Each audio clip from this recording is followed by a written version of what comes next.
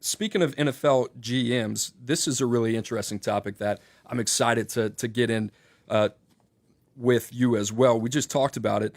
The new trend in college football, NFL front offices, personnel, they're finding new homes in college football at a really quick rate. And that's highlighted by the most recent hire of Pat Stewart as the new Nebraska general manager. He was a former director of pro personnel for the New England Patriots over the last couple years. Obviously, those two ran in the same circles, and Matt Rule and Pat Stewart as well. Smoke, you're starting to look, I mean, at this trend in the NFL. Here are the names here.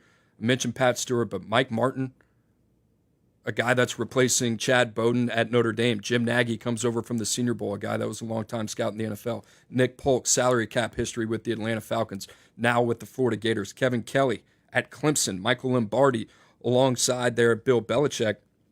It's fascinating to me to kind of see this, and I think you and I have a particular nose for this when we're saying, all right, we're picking up wind of this is probably going to start happening more and more and more in college football circles, as you even read the quote of Matt Rule, who introduced Pat Stewart just a few days ago and said, hey, as these two leagues, college football and the NFL, become more synergized in revenue share and roster management, the opportunity for these guys to jump ship from the NFL to college football just makes that much more sense.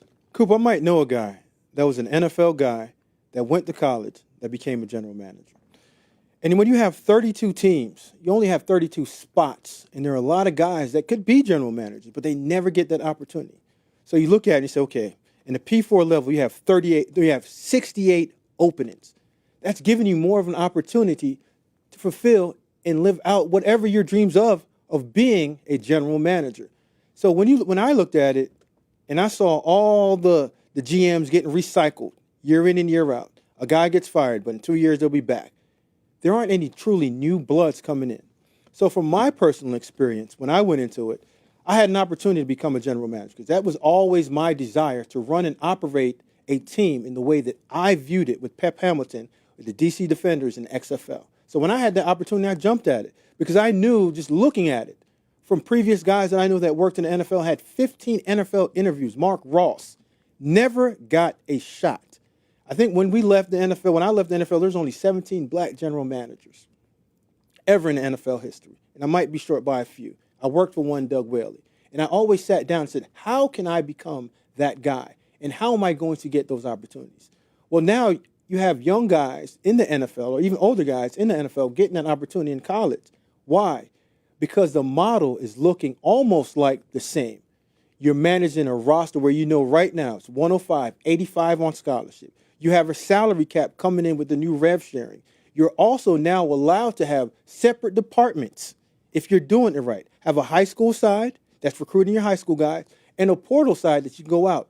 And it's not all recruiting, because we can do a proper selection just because you can pay who you want to pay and get who you want to get into your building that's going to fit your head coach's skill set and what his vision is of his team. Well, we talked about that synergy. I think that's the biggest thing. The other thing that you and I talked about off camera was the ability to fail. You talked about that word, management. How many of these guys in the NFL have the ability to fail? And what I mean by that is, from a hiring standpoint, from a roster construction standpoint, that relationship that you have with the head coach or the owner, and the equivalent of dealing with an administrator, how many of these guys have that experience? And to be an NFL GM, I'll make this point. I kind of look at Mike McDonald. I look at Jesse Minter. I look at Joe Brady, all guys in the coaching stratosphere. And I say to them, all right, maybe those guys were onto something, and they can teach us a little bit about what we're seeing here at the tip of the spear with some of these guys coming over from an evaluation standpoint from the NFL to college. And what I mean by that is, let's take Mike McDonald, the head coach of the Seattle Seahawks, position coach, Baltimore Ravens, gets hired for the reference of John Harbaugh to Jim Harbaugh, becomes a defensive coordinator at Michigan, has a great year, goes back, then becomes a defensive coordinator in the NFL for the Baltimore Ravens. A few years later, he's the head coach of the Seattle Seahawks. I look at guys like Jim Nagy. I look at guys like Michael Lombardi who've been there, done that, and maybe Lombardi's a little bit different. Pat Stewart being one of those guys. And if I had to guess, this is just me, my personal opinion, I wouldn't say that those particular people are saying to themselves, hold on, this is my dream. This is my aspiration. All those years working in the NFL, it led up to me being the general manager at Nebraska or Oklahoma. I think these guys see it in a very similar way that Mike McDonald did or Jesse Minter did or Joe Brady did. And they say, you know what? I can go to the SEC. I can go to the Big Ten. I can go to these power conferences, and I can be on the front end of a game that is changing rapidly and apply all my systems, processes to everything that I've learned in the NFL and apply that at the collegiate level.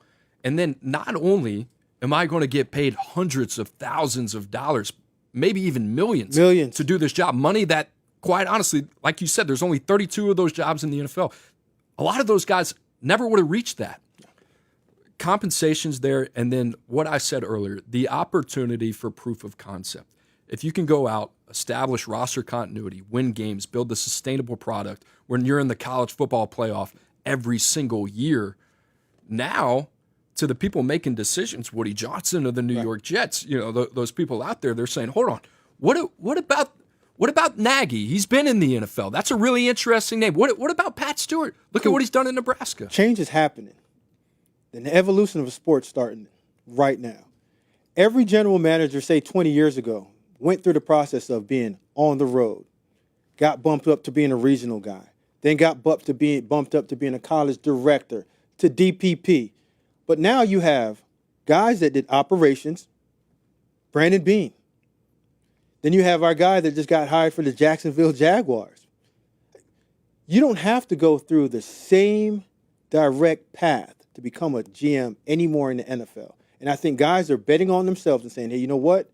Management is the biggest part of being a general manager. Delegating jobs and understanding how you want your structure to have a successful organization is the same way that it is in the NFL as it is in the college. Organized, detailed, and understanding what your head coach wants, that's the only way that you're going to get the job done. Quick point, last point. The NFL agents, most of these guys in front office, you get director level in the NFL, you're going to have an agent, right? And these agents, they cross paths, right? And a lot of these guys, they swim in the same circles as well. That's a fascinating part of this. The other part, the traditional college football player personnel man, the guy that's only worked in college football, good luck to you. If you haven't been grandfathered into a job, I don't know how you're going to get a general manager job now because they're just handing it to NFL guys, and that happens to be the way that it is.